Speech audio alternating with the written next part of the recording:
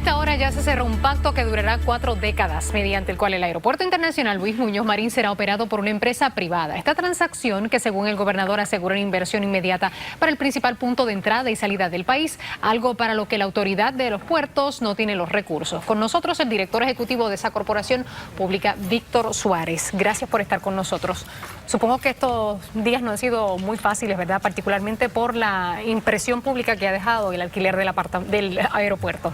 Bueno, han sido días complejos. Esto es una transacción muy compleja que requiere pues muchos detalles, tanto financieros como legales. Entenderla, digerirla, interpretarla. Las negociaciones que se dan de los acuerdos de transición se dieron todos durante estas pasadas semanas. El atender los reclamos de la agencia federal y las soluciones que la agencia federal está exigiendo sobre esto, pues han sido días complejos y todavía nos falta retos por tomar. ¿Cómo hicieron ustedes con el contrato? ¿Lo desmenuzaron, lo analizaron con obviamente el gobierno, abogados, para entender cada cláusula de lo que dice? Sí, nosotros hablamos con nuestros asesores legales, todos interpretaron ese contrato, nos dieron asesoría sobre el contrato, le planteamos a la Agencia Federal de Aviación varios aspectos o cláusulas que, aunque para los operadores que mayormente trabajan en áreas de aviación están claras, pues para quizás el ciudadano común no están tan claras. Ellos en la decisión trabajaron sobre la interpretación de esas cláusulas y las aclararon un poco más, y eso fue producto de las gestiones que nosotros hicimos. Varios de los asuntos que se han estado discutiendo en diferentes análisis políticos es el hecho de que se decía o se dice que el aeropuerto está en una situación, una crisis económica seria, ¿no? Pero entonces se habla también de unos 25 millones que de momento aparecen como son dinero que se puede utilizar para resolver, para mejorar la infraestructura, y entonces nunca se utilizó. ¿Qué pasó con esos 25 millones? Eso no es correcto, okay. Lo que se ha planteado. Aquí lo que se plantea es que la autoridad de los puertos utilizó una cantidad de dinero durante un periodo de años de fondos de los cargos por pasajeros. Cuando hace la reconciliación de esos gastos con la agencia federal, hay un dinero que son alrededor de 25 millones que la autoridad de puertos gastó, pero no ha podido justificarle a la agencia federal su desembolso. Si la autoridad de los puertos se hubiese quedado con la operación del aeropuerto, incluso la agencia federal hubiese podido reclamarle esos 25 millones. Suárez, ¿qué garantía hay de que la autoridad de puertos no va a volver a endeudarse de la manera en que se endeudó? Porque de nada vale entonces que se haga el proceso y volver otra vez. La autoridad de los puertos está en sindicatura por el Banco Gubernamental de Fomento.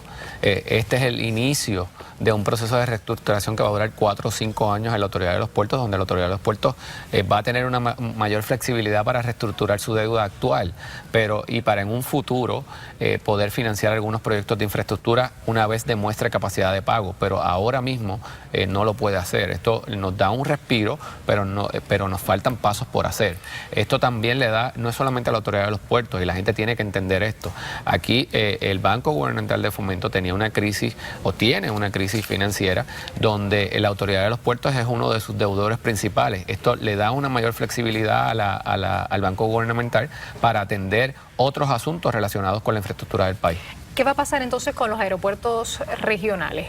¿Se van a aumentar los precios de los pasajes, de todas las transacciones en estos aeropuertos, incluso en el Luis Muñoz Marín, porque esta compañía viene a generar ganancias, porque esa es su función, ¿no? En el aeropuerto Luis Muñoz Marín se reducen los costos de las aerolíneas de 69 millones que le pagan a la autoridad de los puertos en estos momentos. En aumentos a los pasajeros. En los cargos de las aerolíneas se baja a 62 millones y se mantiene estable por un periodo de 5 años. Luego pues se ajustan de acuerdo a la inflación. Incluso la decisión de la agencia federal establece claramente que hay una reducción en los rates para los pasajeros. Estacionamiento. Las rentas no aéreas, independientemente si fuera la autoridad de los puertos o fuera el operador privado, la agencia federal está exigiendo a todos los operadores de aeropuertos que sean autosustentables. Por lo tanto, hay que presentarle planes concretos para hacer esos aeropuertos autosustentables. Para el pasajero común, el estacionamiento, los concesionarios que bastante costosos el estacionamiento son, ¿no? Está regulado por el Departamento de Asuntos del Consumidor de Puerto Rico, sigue siendo regulado por el Departamento de Asuntos del Consumidor de Puerto Rico,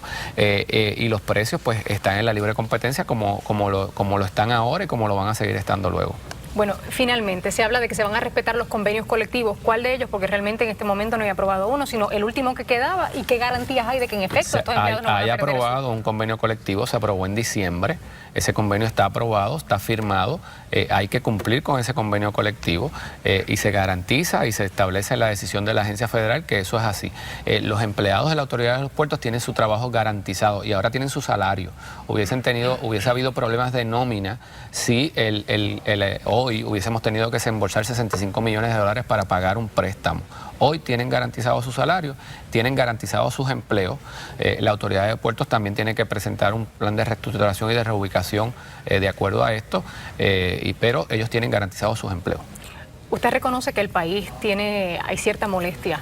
Hay cierta molestia con toda esta transacción, lo misteriosa que ha sido el hecho de que a las 2 de la mañana se entregó un comunicado de prensa. Ha generado malestar todo esto. Pero también ha habido muchos comentarios fuera muy poco precisos. Por ejemplo, ese a las 2 de la mañana.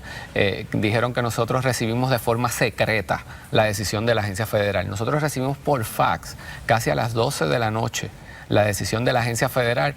Nos leímos la decisión y entonces emitimos nuestras expresiones luego de darle lectura. Eso no fue ninguna reunión secreta. Esas cosas son las que provocan esa suspicacia en el pueblo. Pero el contrato está en Internet.